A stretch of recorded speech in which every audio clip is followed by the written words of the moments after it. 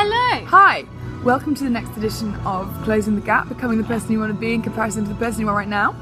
That's right. Yeah, today we're going to talk about being an NF, as I'm an ENFP and... ENFJ. Exactly, so we both have the NF in common.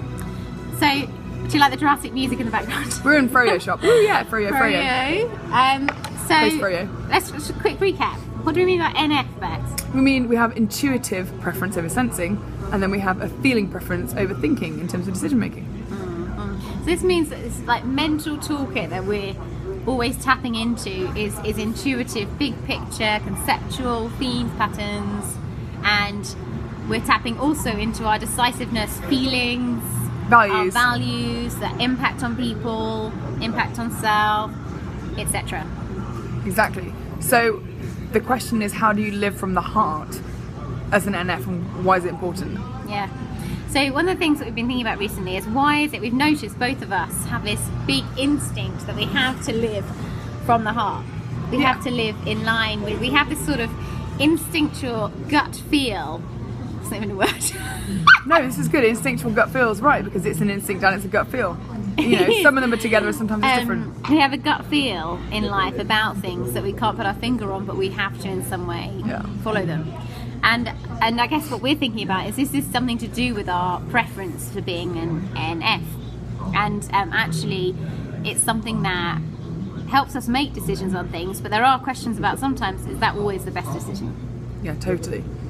And it's like, how do you know whether your gut instinct truly is something that's going to lead you in the right direction, or how do you know that your gut instinct's not just you being a victim of fear or past experience? It's like something that's negative. So therefore, it's tempting, I think, sometimes as an NF to kind of try and use your logic, even though your instinct or intuition or whatever you want to call it might actually be telling you something far deeper. In fact, if I'm honest with you, in my personal experience, my gut instinct always does tell me something that I find out later, you know, was a warning, and I should have listened to it in the first place. And I'm always too scared because I try and go like everyone else does and goes with the logic and be like, oh, there's no rational reason for that. Of course I should give that person the benefit of the doubt, or of course this is the wisest thing to do. But actually, that small still voice, or the little voice inside of my head, is like, no, that's the right thing to do. So I don't know why I'm afraid of going with my heart, because actually, when I read of books like, you know, by Richard Branson or other entrepreneurs, or even people who've made impact in history, they don't necessarily have a cautious life. They live a life of risk, and I think sometimes risk means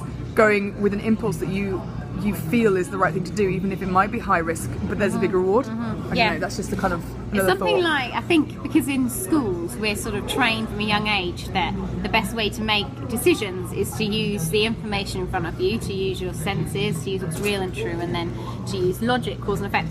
And so it's kind of hard as an NF, where when you enter adulthood and you get to be able to make decisions of your own volition, to know what is this instinct I'm having that may not even be based on data in front of me, it's based on something from within. And I guess the big question is, how do you grow your intuition? How do you know that your intuition is based on reality? And I think, you know, have you read Malcolm Gladwell's Blink? No, but I've heard about it through you. That's quite an interesting one about how intuition is often right, but in some cases wrong, and the situations that's wrong is where there's a stereotype or fear involved, or high emotion or high physiological effects or something, which obviously often is when we're using our gut instinct the most. So it's kind of a challenge as to how do you grow your own confidence in your intuition. Yeah, absolutely, because you want to make sure that you're not ever making a decision based on fear, but at the same time you want to grow your NF. And I really believe the answer to that question, actually, Naomi, is by actually exercising it, which means taking a few risks. Check out if your NF is right, or your heart, as it were, is right. And like I said, particularly as an NF in this Myers-Briggs profile, this is very strong, and it's a preference level. So we were talking about NF. A question I have, Bex, is this gut instinct. You know, obviously it's more common than just to an NF type or N types. You know, it's across a number of different personality profiles. And so is that actually something to do with us being an NF, or is it something that's just part of being a human, and I wonder if we just pay more attention to it? I think, like you said, with every single person, everyone has different strengths and everybody has different abilities to develop anything.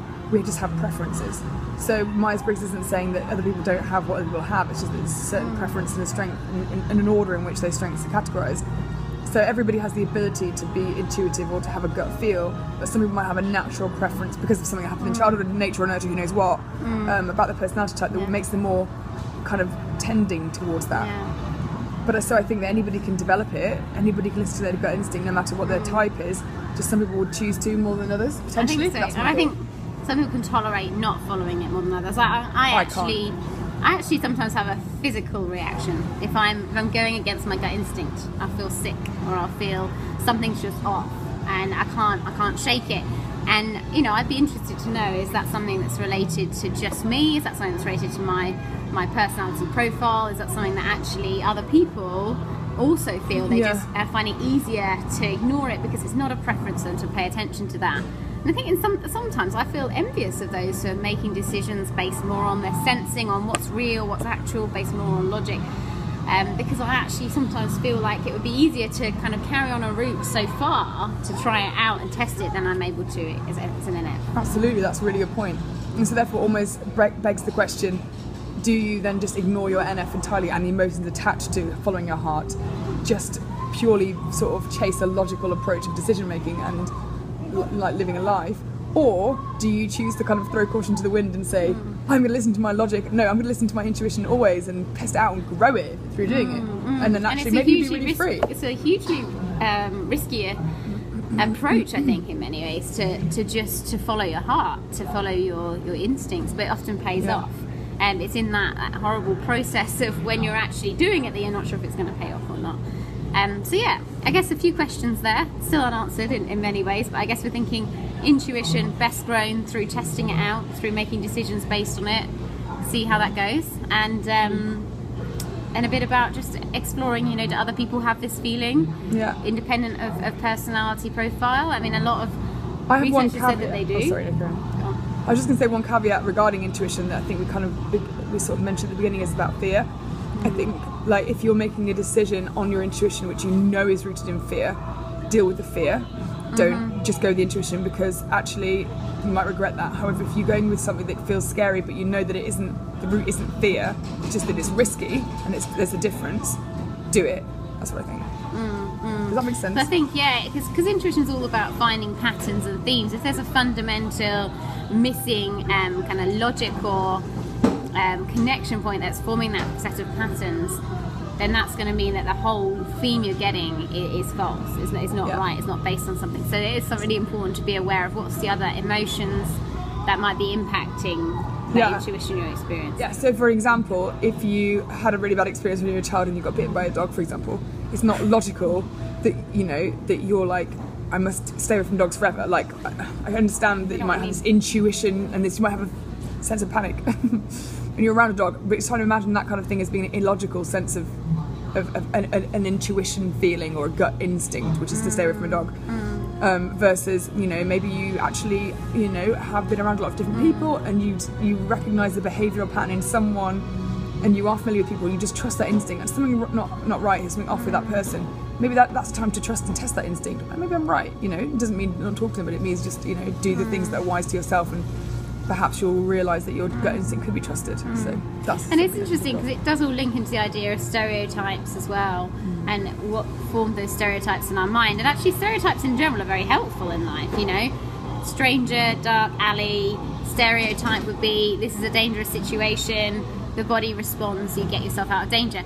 But there are examples where actually that doesn't work out, and it is all in relation to fear. So in Malcolm's book, again, it does reference a famous police case in New York where an innocent man was murdered because of basically a bunch of stereotypes that related to fear, were caused and driven by fear.